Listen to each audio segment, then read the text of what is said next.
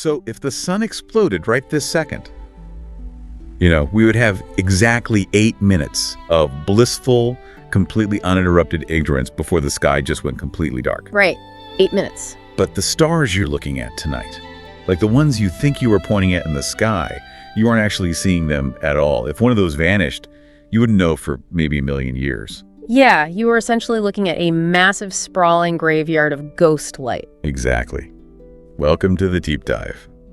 Okay, let's unpack this, because today's mission is it's mind-bending. We are looking at this fascinating stack of sources spanning from modern astrophysics to classical Islamic texts, historical accounts. And what's so fascinating here is how the interplay between faith, practical survival, and early science created a heritage that still literally guides us today. We're stripping away the illusion of the night sky. Yeah, so before we can even get into how ancient scholars mapped the stars, we have to talk about what a star actually is. Or, more importantly, when it is.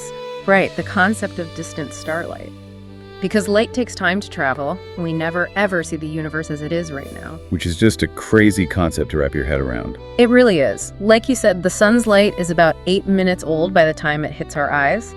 But for distant stars, their light can take tens of thousands or even billions of years to reach Earth. So some of those stars we see twinkling right now might have actually exploded and died, like millions of years ago. Exactly. We are literally looking into the past. But it's not just that the star might be dead, it's that it's not even in that spot anymore. Wait, really? It's physically moved? Oh, absolutely. Our own sun is hurtling through space at something like 19 kilometers per second. But the illusion is made even worse by things like the expansion of the universe and gravitational lensing. Okay, I've heard gravitational lensing thrown around in sci-fi and physics articles, but what is it actually doing to the light hitting my eye? So think about looking at a pebble sitting at the bottom of a really fast-moving stream. Okay. The water distorts the light, right? So the pebble appears to be a few inches away from its actual physical location. In space, gravity basically acts like that water. Oh, wow. So gravity bends the light. Exactly. Massive objects in space, like dense galaxies or black holes, they have such immense gravity that they literally warp the fabric of space around them.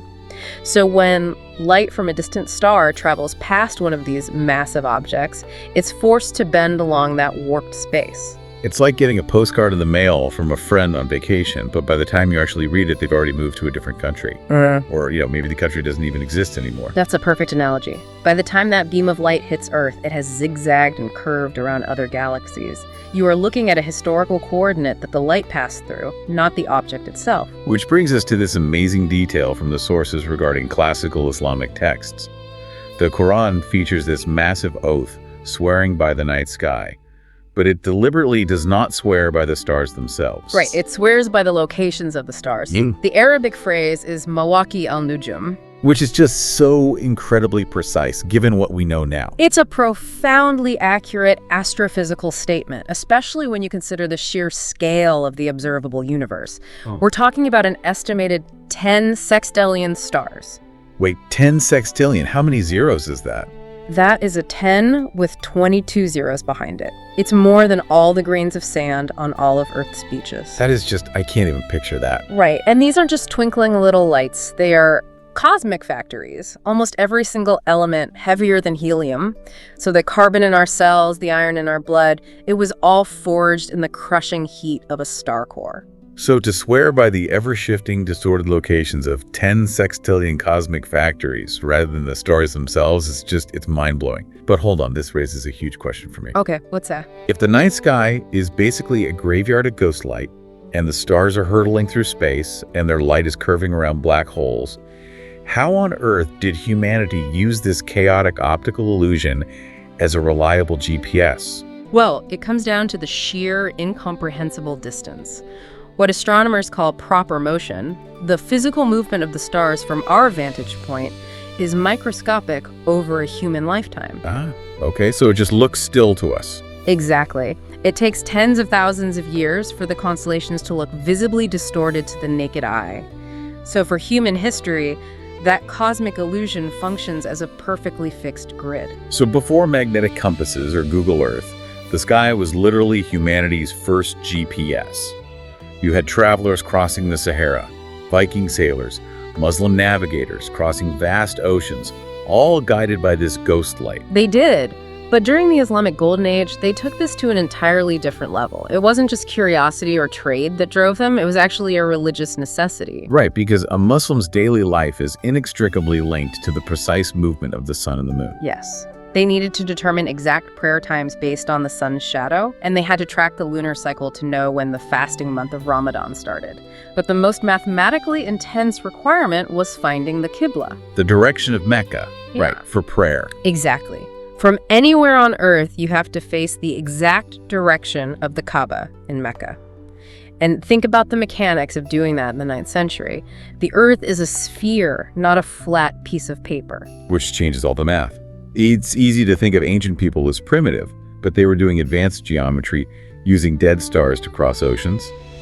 Did they just accidentally get it right, or did they fundamentally understand the mechanics of the sky better than the average person does today? Oh, they definitely understood it better than most people today. You cannot use basic flat geometry to navigate a globe.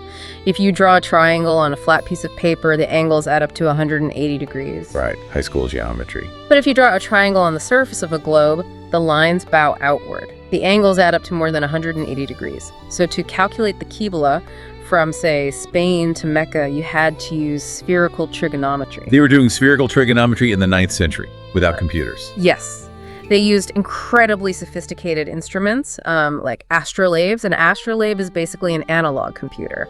Wow. You hold it up, align the sighting rule with a specific star, and the interlocking dials can compute time, your latitude, the angles of the sun. Because of this, scholars like al-Battani and Nasir al-Din al-Tusi essentially created the mathematical functions required to process these curved triangles. They built massive observatories to map the sky meticulously. And we are still using their homework. Like, if you pull up a modern star app on your phone right now, so many of the brightest stars still bear their original Arabic names. Yeah, that's right. The bright red shoulder of the constellation Orion is Betelgeuse, which comes from Ibn al-Jawza. And there's Aldebaran, Altair, Deneb. It's like the Islamic Golden Age is permanently stamped onto the night sky. It really is a profound legacy. But, anytime a society relies this heavily on the stars for survival and timekeeping, a psychological shift tends to happen. Oh, I know where this is going. If the stars tell me when to plant crops and how to cross a desert, maybe they also tell me my future. Precisely. This is the crucial historical split between rigorous science and mysticism. Early Islamic thought had to establish a very strict division. Astronomy versus astrology. Exactly. Astronomy, or ilm al-falak, was highly encouraged. It was seen as a religious duty to observe and calculate the mechanics of creation.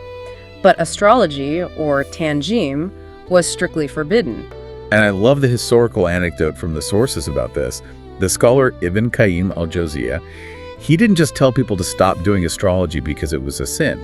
He actually used empirical logical arguments against it. His arguments were brilliant. He pointed out to the astrologers that the Milky Way isn't just a static, cloudy band. It is made of countless, tiny, clustered stars. And he asked them, how could you possibly calculate the combined effect of all those uncountable stars? Right, basically pointing out that their data set is completely flawed. He also argued about the planets, didn't he? He did. He pointed out the logical absurdity of claiming a tiny, distant planet like Mercury has this massive influence on human affairs, while ignoring the massive earthly factors right in front of them. He was essentially demanding a peer-reviewed methodology centuries before the scientific method was even formalized. Exactly. And the expert consensus in the sources points out that pushing back on astrology wasn't just a theological move. It pushed society toward observable science. But here's where it gets really interesting. There is a story from the Sirah, the life of the Prophet Muhammad, that perfectly captures this divide between science and superstition. Yes, the solar eclipse. Right. So the Prophet's infant son, Ibrahim, tragically passes away. And on the exact same day, a highly visible solar eclipse happens. Which is quite the coincidence. Think about how tempting it must have been. If you were a leader and the cosmos visibly darkens on the day your son dies, people naturally assume the universe is mourning with you. It would boost your divine status infinitely. And people did immediately assume that. The people of Medina started whispering that the sun had eclipsed out of grief. But the Prophet immediately corrected them. In real time. In real time. He gathered the people and explicitly stated that the sun and the moon are signs of God, and they do not eclipse for the birth or death of anyone. He completely stripped away the mythical agency of the stars and the moon. They aren't mourning, they are just physical objects following physical laws. It was a massive cultural pivot, and we see this again with the interpretation of meteors or shooting stars. Oh, right, the fortune tellers and the jinn. Exactly. Ancient Arabian fortune tellers claim their knowledge came from unseen spirits, or jinn who would eavesdrop on the heavens. But Islamic texts describe shooting stars as driving these spirits away. Basically cutting off the celestial Wi-Fi for the fortune tellers. Exactly. It effectively severed their supposed source of knowledge, pushing the civilization away from paying people to read star charts and further toward rigorous observable mathematics. So they strip away the superstition, they embrace spherical trigonometry. But what happens when we look at the religious texts themselves through the lens of modern astrophysics? Because this part of the deep dive just blew my mind. It really is fascinating. Let's look at the story of the Isra and Miraj, the night journey, where the prophet ascended to the heavens. Right, and in English we always use words like ascension or going up. We picture an elevator, just a straight line pointing directly up into the sky. But the specific Arabic word used in the text for this ascent is uruj, or the plural maruj. And linguistically, this word does not mean a straight line up. Wait, it doesn't? No, it explicitly describes a winding, curved, or bent path. So what does this all mean when we bring in modern physics? Because earlier we were talking about gravity bending light. If we connect this to the bigger picture, we have to look at Einstein's theory of general relativity. Before Einstein, people thought of space as an empty, flat box where things travel in straight lines. Right. But Einstein showed that space and time are woven into a dynamic fabric space-time. And gravity warps that fabric. Like the classic bowling ball and a trampoline analogy. You put a heavy bowling ball in the middle, it creates a massive dip, and if you roll a marble across it, the marble doesn't go straight. It curves down into the dip. Exactly. The planets, the stars, black holes, they are the bowling balls. They warp space-time, which means there are literally no true straight lines in space. Light, objects, anything traveling through the cosmos must follow those curved paths. So this 7th century text uses a highly specific word uruj that describes a curved, bending trajectory to describe movement through the heavens.